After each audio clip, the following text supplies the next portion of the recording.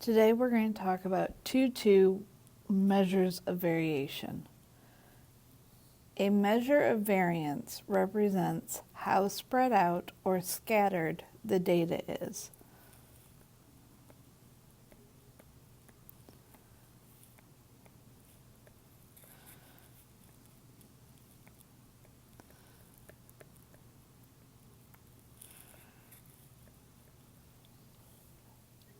There are three measures of variance that we're going to talk about: range, variance, and standard deviation.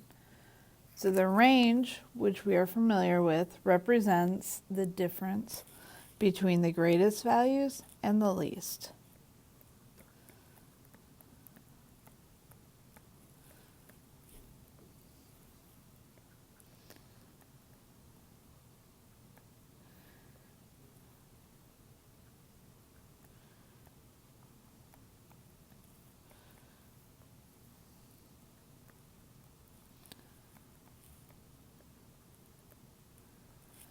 In other words, we are going to take our highest number and subtract our lowest.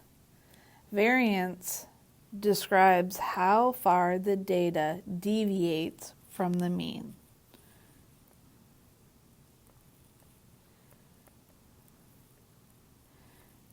And deviates just means varies.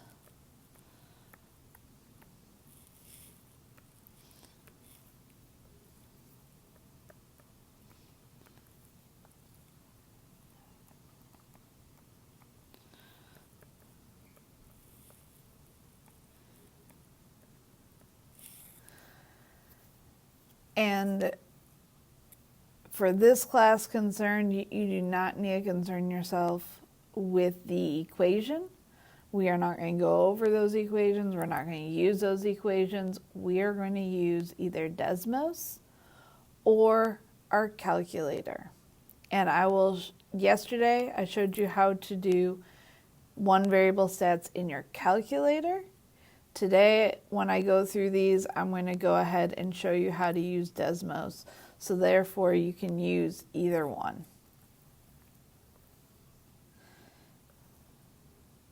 Your standard deviation is the same thing as the variance. So it's how far the data deviates from the mean. So my variance is sigma squared. That's what this little Greek symbol is, sigma squared. And my standard deviation is just sigma. What both of these are talking about is the bigger the number, the more spread out the data is. The smaller the number, the more condensed the data is. So let's take a look at example 1. And I will do this in Desmos, but I will also show you how to find it in your calculator and go through those steps as a review real quick. So if I look at this question, it gives me a list of numbers. So let's go over to Desmos. I want to find the range, the variance, the standard deviation. I am also going to write down the mean every time. Okay, so we're going to find those 4 numbers because I'm going to need the mean to answer question B. So if I go over to Desmos, we are going to insert, so we click the plus sign, a table. I am going to type those values just into the X column. I'm not going to type anything into the Y column.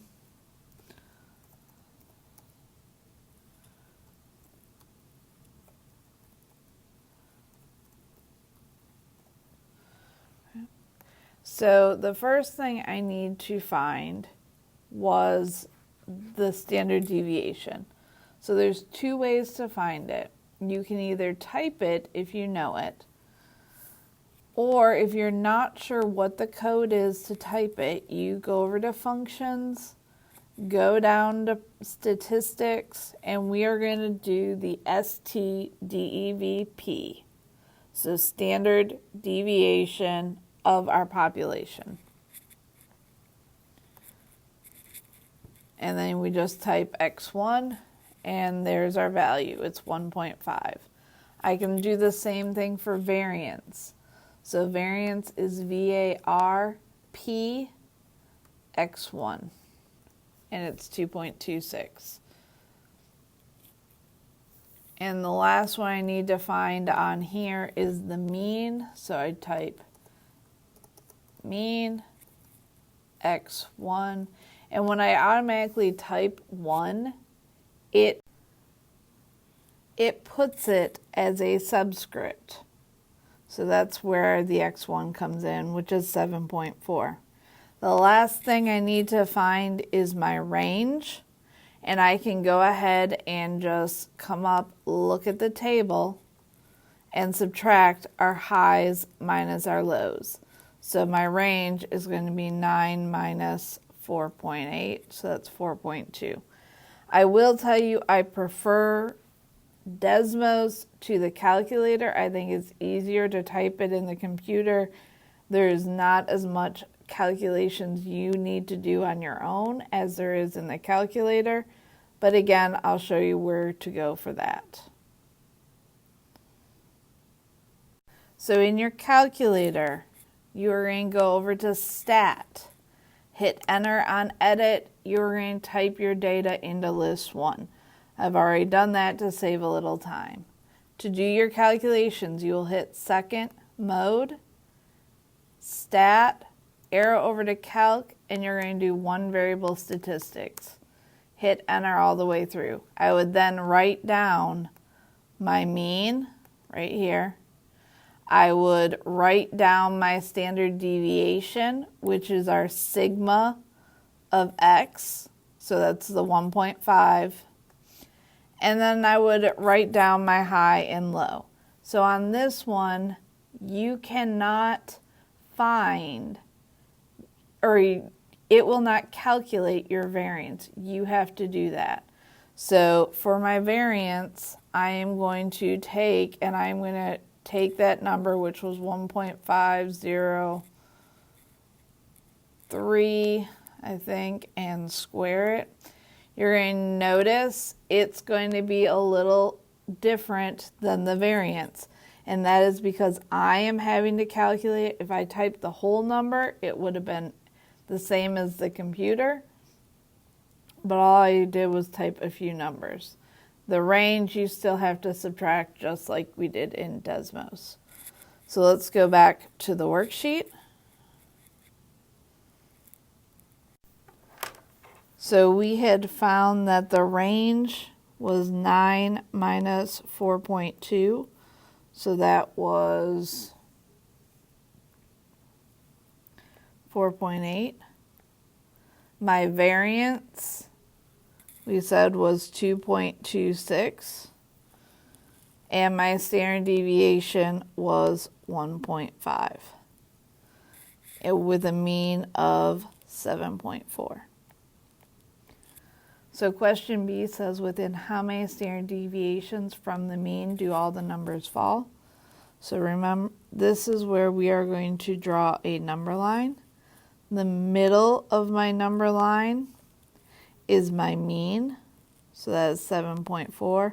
And then I draw 3 lines up, and I draw 3 lines down. We count, or each line goes by my standard deviation. So I'm going to count up by 1.5s, so I get 8.9, 10.4, and 11.9. And then I'm going to count down by 1.5. So this is 5.9, 4.4, and 2.9. The first set of lines away from the mean is 1 standard deviation. Your second set of lines away is 2 standard deviations. And finally, my third set of lines is 3 standard deviations, And most of the data should fall within 3 standard deviations of the mean. Not always, but most of the time that does happen. So we are going to just make a number line plot. So I'm going to plot my points. 6.9, it's about right there. 8.7, right there. 7.6, 4.8, and 9. Again, I'm not being exact. I'm just plotting them. You can use X's, you can use dots. Either way works. So are they all within the red lines? No. Are all the data points within the blue lines? Yes. Therefore, all the data falls within 2 standard deviations.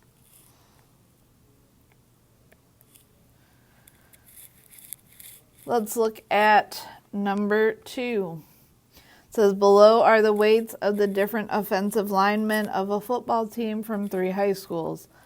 All we need to do is find the standard deviation for these. So use your computer, Desmos, whichever. We're going to round to the nearest 10th. Go ahead and pause this video. Try these calculations. So you should have found that Jackson had a standard deviation around 19.3. Washington around 28.9, and King around 19.5. The question is, how would the school with the most variation impact their play for the games? So I want to know, first of all, which school has the biggest standard deviation. In this case, it is Washington.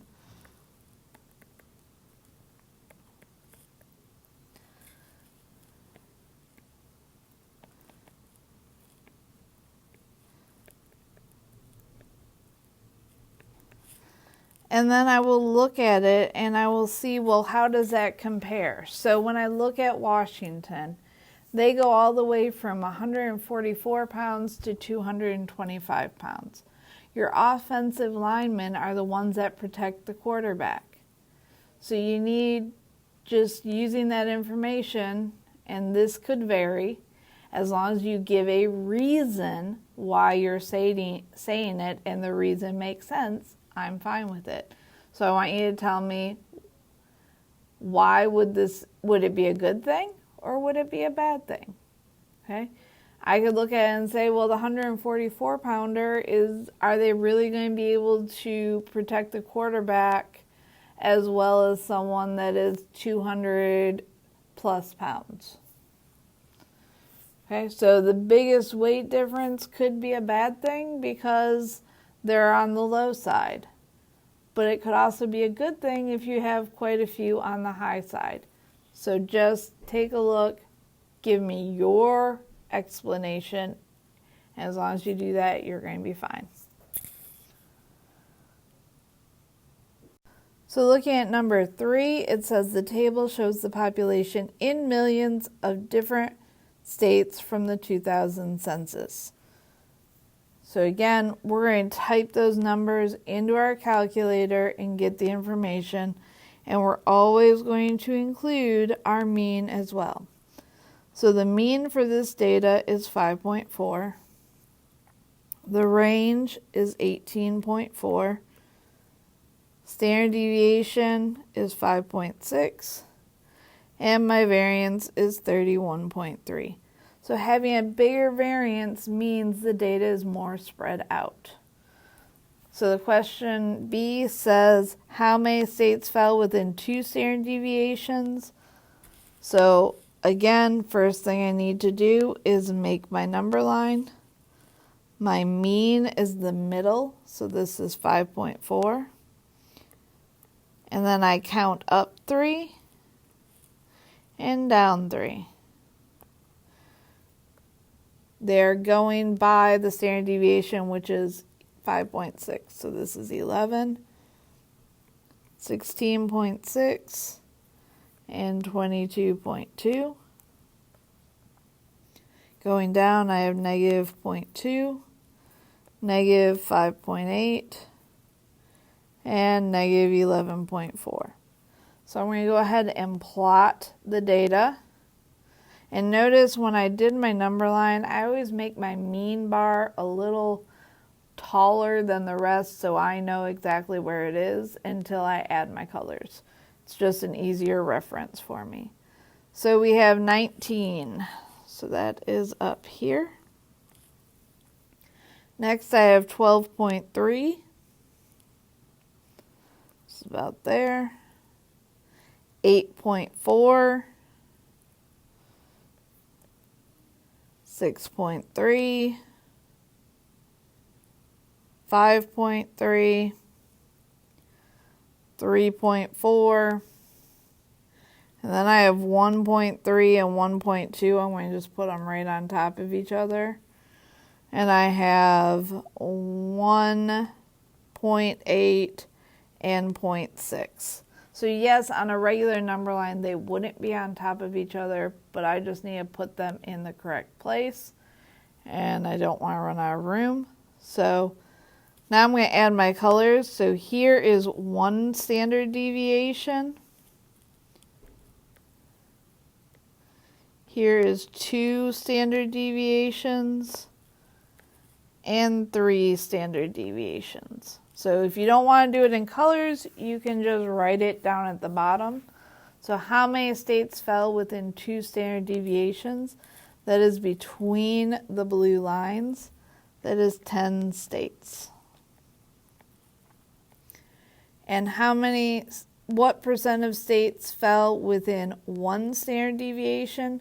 So in between the red lines, I have 9 states, and there are 11 total, so that is 81.8%. Example 4 shows the class scores on a test. Notice this is a frequency table. That means this 90 score happens 3 times. So when I'm putting the data in, I am putting 90 in 3 times. 85 happens twice. 80 happens 3 times. 75, 7. 70 is 6 times. And 65 is 4 times.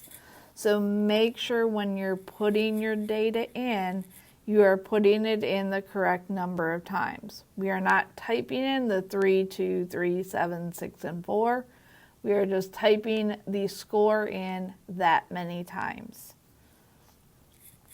So when I do that, my average, my X bar, is 75.4. My range will be 90 minus 65, which is 25. My standard deviation is 7.7, and my variance is 59.3. So it talks about what percent of scores fell within 1 standard deviation of the mean. Anytime I see that, I need to draw my picture. So my mean is 75.4.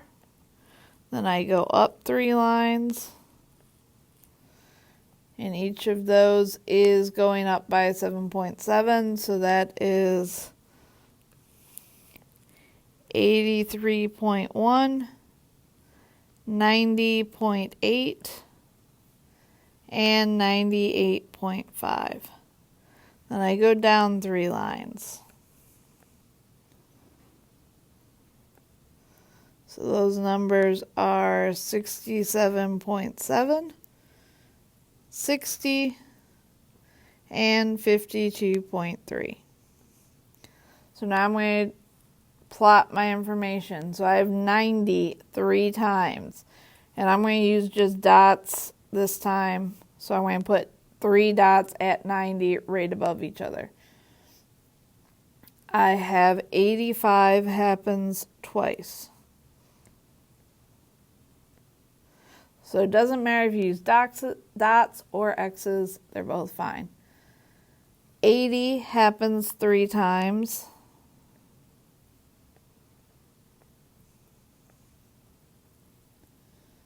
$75 is 7.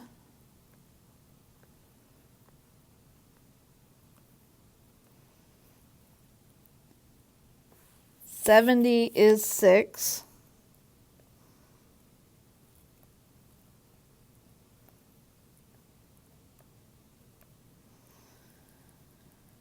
And 65 is 4. I'm going to go ahead and put my colors on. So here is 1 standard deviation.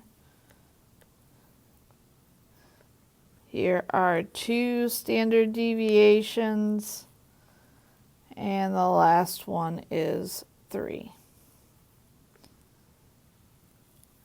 So what percent of scores fell within 1 standard deviation and the mean? So in between the red lines, I have 16 out of the 25 scores, which is 64%. What percent of scores fell within 2 standard deviations? So that is all of them. So that's 25 out of 25, which is 100%. That is it for lesson 2.2. If you have any questions, please let me know.